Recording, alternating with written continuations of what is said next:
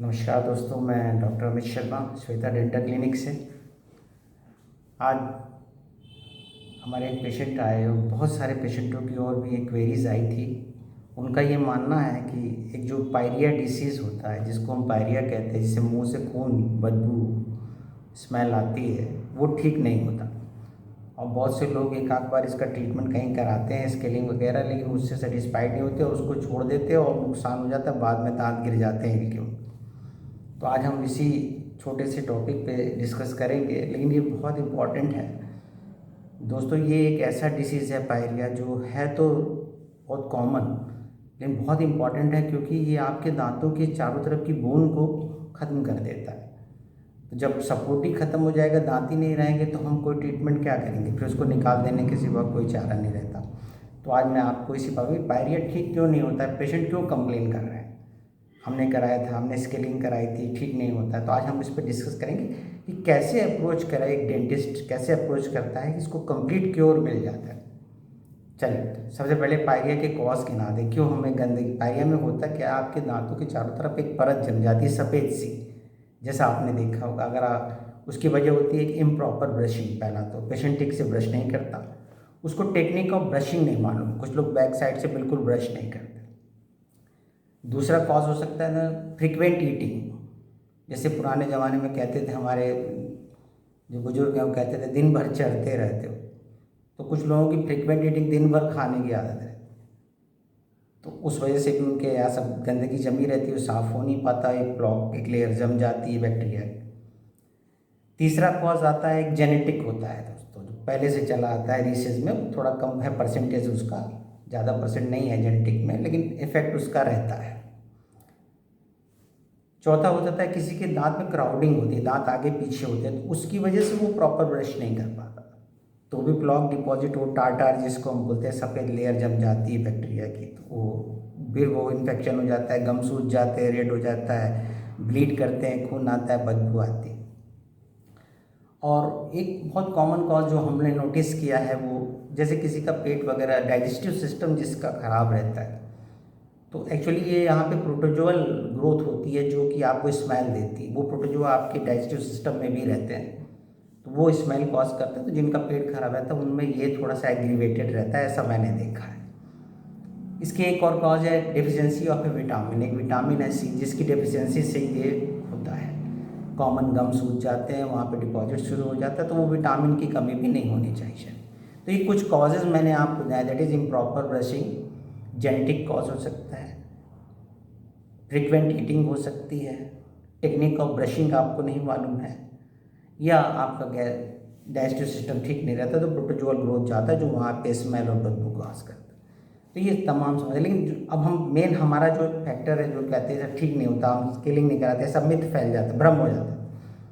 तो दोस्तों, मैं इस बात पे डिस्कस करें कैसे अप्रोच करते हैं हम, कि ये कंप्लीट क्योर इसको कैसे करें। देखिए, सबसे पहले तो जब आप एक डेंटिस्ट के पास आते हैं, हमारे पास आते हैं, तो हम सबसे पहले इसको स्केलिंग एडवाइस करते हैं। कुछ लोग स्केलिंग से ही भाग जाते हैं, यही उनकी मिथ है उनके दिमाग में।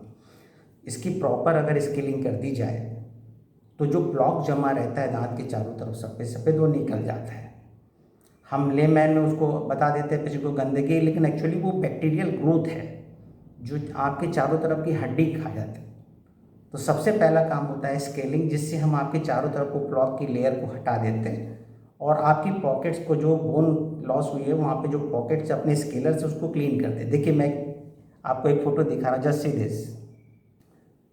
देखिए इसको, इसमें दो दांतों में आगे वाले तो बिल्कुल ठीक है, लेकिन पीछे के दोनों दांतों में आप देखिए, वो सफ़ेद सफ़ेद टार्कर जमा हुआ है। दिस इज़ कॉल्ड प्लॉक, इसको हम प्लॉक बोलते हैं। अब क्या होता है, जब ये प्लॉक जमता है, ये बैक्टीरियल ग्रोथ है, इसने देखिए आप उसके चारों तरफ की बोन को ख़त्म कर दिया, तो वहाँ पे उतना गम रेड हो गया। अब यहीं से स्मेल आएगी, खाना भरेगा, बदबू आएगी, बाद में दांत खिल जाते हैं, उसको निकालना पड़ जाता है। तो दोस्तों, इस फिगर से आप ये देख सकते हैं कैसे, और हम कुछ नहीं करते स्केलिंग में। सबसे पहले हम इस ब्लॉक को, जो सफ़ेद सफ़ेद जमा हुआ है दोनों दांत मोलर्स में, इसको हटाते हैं। तो कुछ लोग ये कहते हैं दोस्तों कि हमारे दांत घिसते नहीं है, कोई स्केलिंग से दांत बिल्कुल नहीं घिसते, सिर्फ हम ये ब्लॉक हटाते हैं। तो सबसे पहले इसको अप्रोच कैसे करें? सबसे पहले आप डेंटिस्ट के पास जाएं, अपना भ्रम दूर करें, एक प्रॉपर स्केलिंग कराएं। स्केलिंग की एक टेक्निक होती है, कैसे पॉकेट क्लीन की जाए, वो एक डेंटिस्ट बिल्कुल स्किल्ड होना चाहिए। अगर उसने प्रॉपर स्केलिंग कर दी है तो आपका लोकल उसने इन्फेक्शन ख़त्म कर दिया। जब बैक्टीरियल हट गया वहाँ से तो हम कुछ सूजन आती है, कुछ इन्फेक्शन आपकी पॉकेट में, उसके लिए कुछ एंटीबायोटिक्स दे देते हैं। ये सेकेंड लाइन है, पहले स्केलिंग करी, कुछ आपको एंटीबायोटिक्स दी, साथ साथ कुछ प्रोटोजोआ, जैसा मैंने बताया डाइजेस्टिव सिस्टम में जो बदबू आती है वो एक प्रोटोजोअल स्मेल से आती है। तो जैसे हम कॉमन जैसे खाते हैं मेट्रोजिल वगैरह खाते हैं, तो वो हम यहाँ पे ऐड करते हैं, वो प्रोटोजोआ वो ख़त्म हो जाएगा, तो उससे स्मेल ख़त्म हो जाती है। तो यहाँ से तो हम साफ़ कर दिए। अब ब्लड से हमारे एंटीबायोटिक और एंटी प्रोटोजोअल ये दोनों मेडिसिन आपको उसको ब्लड से रिमूव कर देती है। ये काम जब ये हम कंप्लीट कर लेते हैं तो हम थर्ड स्टेज पे आते हैं कि कौन सा विटामिन है जो इसको एग्रीवेट नहीं, जिसकी वजह से पायरिया हो जाता है कम होने से, तो वो विटामिन हम इसमें ऐड करते हैं। तो विटामिन थेरेपी हम इसमें इंक्लूड करते हैं, उस विटामिन को हम उसको देते हैं, उसका गम हेल्थ हो जाता है, हेल्दी गम्स हो जाते हैं। अब जो पॉकेट बन गई है, जैसा हमने इस फिगर में आपको दिखाया था, बोन लॉस हो गई तो वहाँ पॉकेट्स बन गई, उस पॉकेट को हील करने के लिए एक एंजाइम होता है जो हमारे मसूड़ों में पाया जाता है, गम्स में, CoQ10 एंजाइम, वो पेस्ट में होता है। कुछ पेस्ट अवेलेबल है मार्केट में जिसमें वो एंजाइम रहता है, हम वो पेस्ट आपको सजेस्ट करते हैं। जब आप उस पेस्ट को करते हैं दोस्तों तो आपकी पॉकेट हेल्दी हो जाती है, वो एंजाइम आपकी पॉकेट को हेल्दी बना देता है, जिंजाइवा टाइटली आपके टूथ से बॉन्ड कर जाता है, तो वो फिर वहाँ पे वो समस्या ख़त्म हो जाती है, वहीं पे वो रुक जाता है। और इतना कुछ सब कुछ करने के बाद पेशेंट को ये चाहिए कि जैसे एक बार हम स्केलिंग कर देते हैं तो 15 दिन बाद 10 दिन बाद वो फिर से डेंटिस्ट के पास अप्रोच करें, हमारे पास आए, तो हम जब वो श्रिंक करता है तो कुछ रूट्स पे भी डिपॉजिट होते हैं, दैट इज़ रूट पर हम एक और स्टेप करते हैं, दैट इज़ रूट प्लानिंग। अगर रूट्स पे भी कुछ ऐसा सफ़ेद सफ़ेद जो मैंने फिगर दिखाया था पीछे आपको, मैं एक बार फिर दिखाता हूँ, ज़रा इसको देखिए फिर से एक बार, वो जो देखिए दोनों मोलर्स पे जो वाइट वाइट पोर्शन ये आपके रूट तक चले गए, तो ध्यान से देखिए उस रूट से हम इसको हटाते हैं। लेकिन ये होगा 10 दिन बाद, जब आपका स्केलिंग के बाद आपका गम श्रिंक करेगा, हेल्दी होगा, तो पीछे रूट्स पे ये डिपॉजिट हमको दिखेगा, तो 10 दिन बाद हम इसको रिमूव कर देते हैं। ये कंप्लीट क्योर हो जाता है दोस्तों। आप कुछ एंटीबायोटिक्स खाइए, कुछ एंटी प्रोटोजोल खाइए, कुछ विटामिन्स खाइए, कुछ पेस्ट हैं जिसमें वो पर्टिकुलर एंजाइम होता है जो आपके गम्स को चाहिए। इतना जब हम इसको कंट्रोल करेंगे तो मुझे लगता है ये पायरिया कंप्लीट क्योर हो जाएगा, इसमें न ठीक होने जैसी कोई बात नहीं है। मैं अपने सभी मरीजों को ये उनका भ्रम, जिसको मिथ बोलते हैं, दूर करना चाहता हूँ कि स्केलिंग से एक तो दांत घिसते नहीं, दूसरा पायरिया ठीक होता है, उसको प्रॉपरली आप अगर चलेंगे, डेंटिस्ट प्रॉपर ट्रीट करेगा, स्केलिंग करेगा, उसके बाद आप उसको फॉलो करेंगे तो ये बिल्कुल 101% ये ठीक होता है। और अगर आप इसको नहीं स्केलिंग कराएंगे तो बाद में कंडीशन वर्स्ट हो जाती है, फिर वो आपका दांत निकल जाता है, हिल जाता है, फिर वो सपोर्ट नहीं रहता तो उसको निकालना पड़ जाता है। तो मुझे उम्मीद है कि ये छोटी सी जो क्वेरी आई थी, आज हमने इस पायरिया पे ये आपको बताएं कैसे क्यों होता है, क्या क्या एक डेंटिस्ट स्टेप लेता है, क्या क्या मेडिसिन हम आपको देते हैं, कौन से विटामिन्स देते हैं, कौन से पेस्ट हम इसमें चलाएँ जो ये जाके आके आपको कंप्लीट क्योर इसका मिलेगा।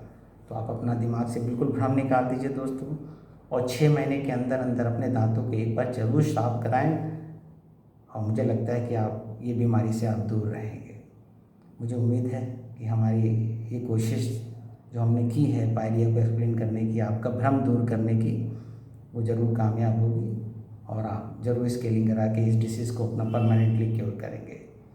जो हमारे पेशेंट हैं इलाहाबाद, प्रीतम नगर, झलवा, वो हमारे पास आए हैं, हम उनको कंप्लीट क्योर देंगे। बाकी और भी पेशेंट जो जहाँ अप्रोच करना चाहे, this is the way to treat it. Wish you all the best, have a good luck, नमस्कार।